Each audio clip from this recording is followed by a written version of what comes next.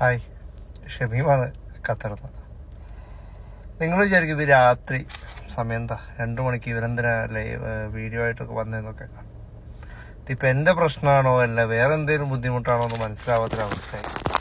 മറ്റൊന്നുമല്ല, ഞാൻ ആദ്യം ഒരു ഫുഡിൻ്റെ ഒരു വ്ളോഗ് ചെയ്യാൻ പോയി, അത് 8 നിലയെ പൊട്ടി.